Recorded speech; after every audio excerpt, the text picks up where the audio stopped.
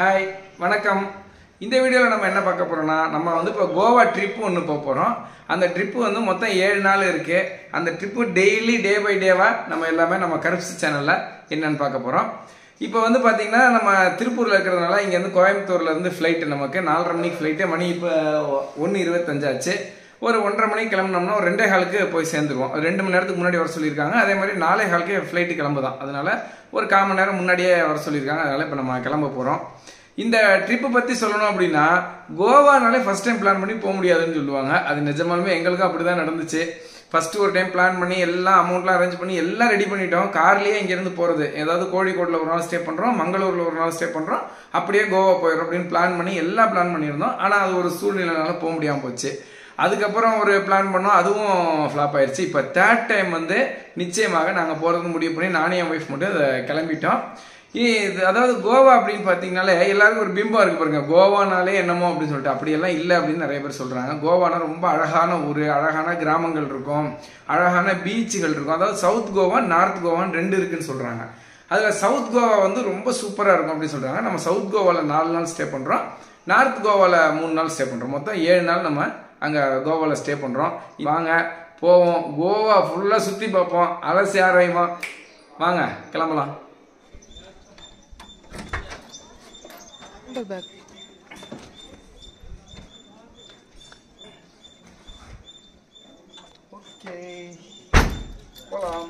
Okay, car எடுத்தாச்சு.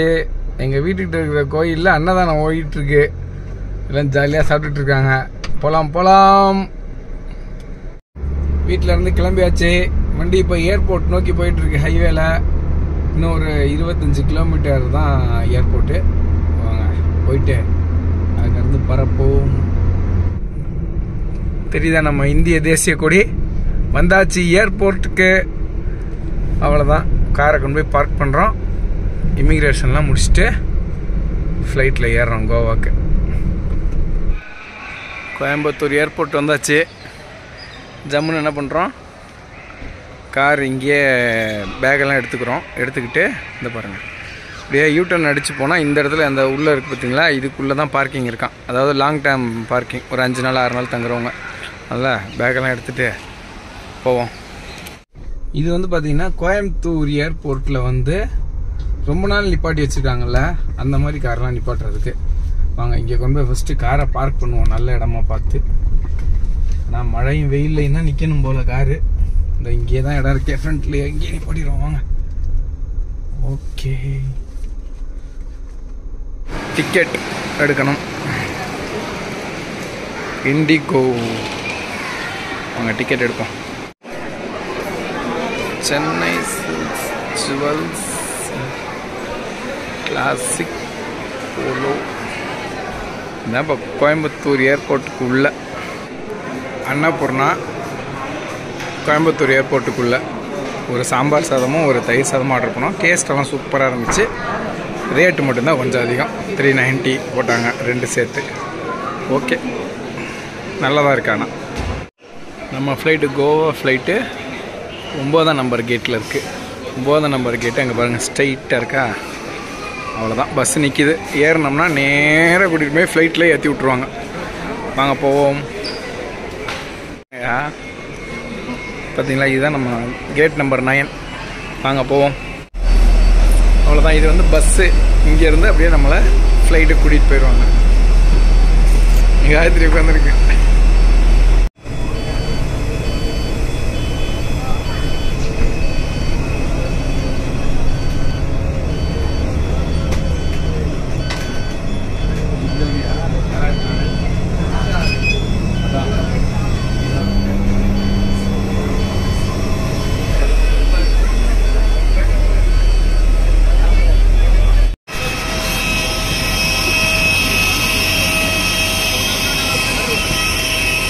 इस विमान में 4 आपातकालीन द्वार हैं, 2 सामने और 2 पीछे। आपातकालीन स्थिति में अगर विमान को पानी पर उतरना पड़े तो सीट के नीचे रखी रक्षा जैकेट को पाउच से निकालें और इस तरह सर के ऊपर से पहन लें। अब स्ट्रैप को सामने से बकल में डालें और एडजस्ट करें। रक्षा जैकेट को फुलाने के लिए लाल टैब्स या टैब को ऐसे खींचें। और अधिक फुलाने के लिए इन लाल नलियों या नली से हवा भरें। ध्यान रखें कि द्वार के बाहर निकलने से बिल्कुल पहले आप रक्षा जैकेट में हवा भर लें। विमान कर्मी दल की अनुमति के बिना रक्षा जैकेट को इस विमान से हटाना वर्जित है। आपके लिए ब्रेल में एक सुरक्षा सूचना कार्ड और संचार गाइड उपलब्ध है। இப்போ வந்து ஃப்ளைட் டேக் ஆஃப் ஆக போகுது. உங்களுக்கு வந்து லைவ் வீடியோ.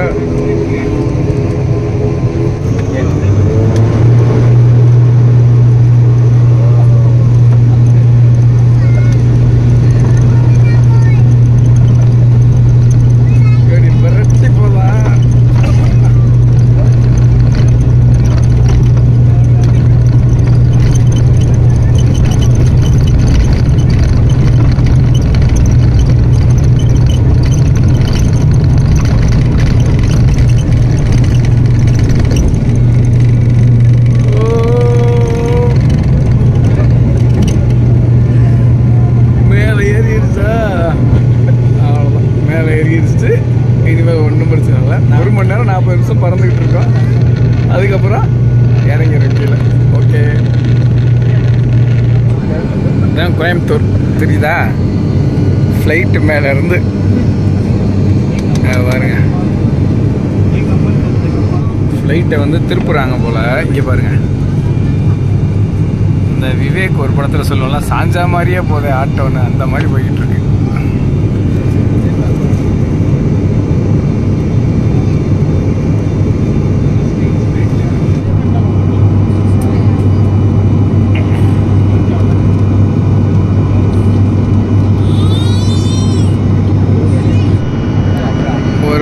கோவா வந்துருச்சு, இறங்கிட்டு இருக்கு ஃப்ளைட்டு, லேண்ட் ஆக போகுது. வந்துட்டோம், தரைக்கு வந்துட்டோம்.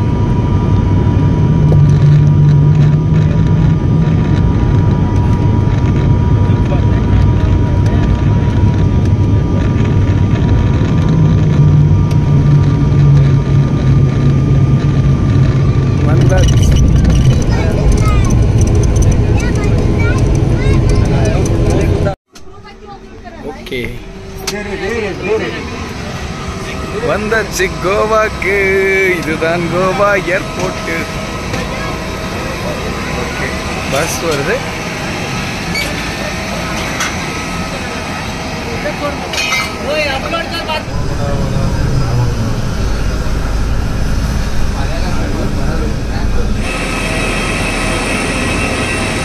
கொஞ்ச நேரம் கழிச்சு. இது வந்து கன்வேயர் பெல்ட்டு. நம்ம ஏர்போர்ட்டில் ஏறுறப்ப பேக்கெல்லாம் போட்டு வந்தோம்ல, சூட்கேஸு, ட்ராலிலாம் ஃப்ளைட்டில், இது வந்து லைனாக இருக்குது பாருங்கள். கன்வேயர் பெல்ட்டு 1 2 3 4ன்னு இருக்குது. அதில் வந்து இது 4 நம்பரில் நம்மளுடைய லக்கேஜ்லாம் வரும். இப்போ வெயிட் பண்ணிகிட்டு இருக்கணும். இதில் வந்து வர ஆரம்பிக்கும். இப்போ நம்ம வந்தோடனே நம்மளோட சூட்கேஸ் எதுன்னு பார்த்து எடுத்துகிட்டு போயிட்டே இருக்க வேண்டியதுதான். அதான் வெயிட் பண்ணிகிட்ருக்கோம். இந்த மூவ் ஆக ஆரம்பிச்சிருச்சு, எல்லாம் வரப்போகுது போல்.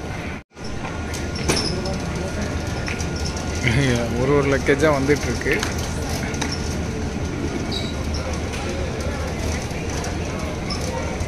காணமே, இந்த வந்துருச்சு ஒன்று.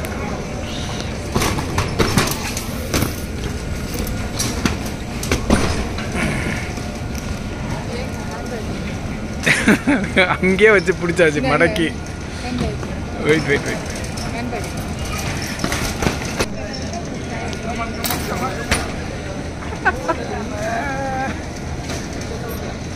இப்போ ஏர்போர்ட்லேருந்து வெளியில் போகிறோம்.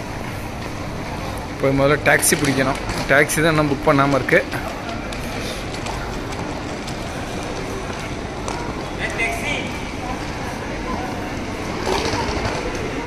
இதுதான் கோவா ஏர்போர்ட்டுக்கு வெளியிலேயே டாக்ஸி இருக்குது. நம்ம ஏரியா சொன்னோம்னா அங்கேயே அந்த மாதிரி ஸ்லீப் போட்டு கொடுத்துட்றாங்க. அந்த மாதிரி இப்போ நம்ம போகிற இடத்துக்கு 1400 ரூபா ஸ்லீப் போட்டு கொடுத்துட்டாங்க. போயிட்டே இருக்க வேண்டியதான், ஒன்றும் பிரச்சனை கிடையாது. அங்கே போகலாம். கோவா ஏர்போர்ட்லேருந்து வெளியில் வந்தாச்சு, டாக்ஸி பிடிச்சாச்சு, போயிட்டே இருக்க வேண்டியதான். இப்போ தி வுட் சைடு ஹின் ஹோட்டலுக்கு.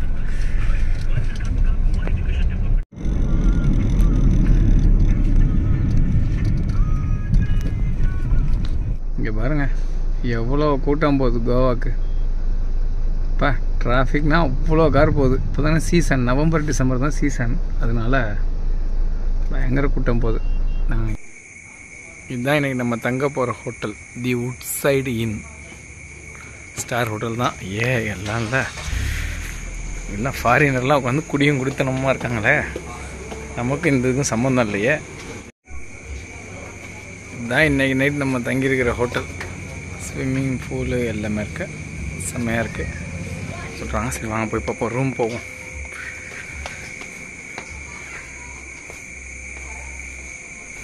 காலையில் பிரேக்ஃபாஸ்ட் வந்து காம்ப்ளிமெண்ட்டு. காயத்ரி நிற்கிது.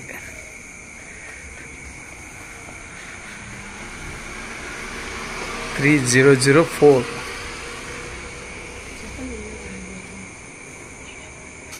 இதான் நம்ம தங்கியிருக்கிற இடம். பார்த்திங்கன்னா எல்லாம் ஜாலியாக ட்ரிங்க்ஸ் பண்ணிகிட்ருக்காங்க, அவங்களுக்கு பிடிச்சிருக்கு பண்ணுறாங்க. நம்ம இப்போ என்ன பண்ணுறோம், ரைஸும் தாலும் ஆர்டர் பண்ணுறோம். ஃபுல்லாக எல்லோரும் ஜாலியாக பிடிச்சிட்ருக்காங்க. இங்கே பாருங்க,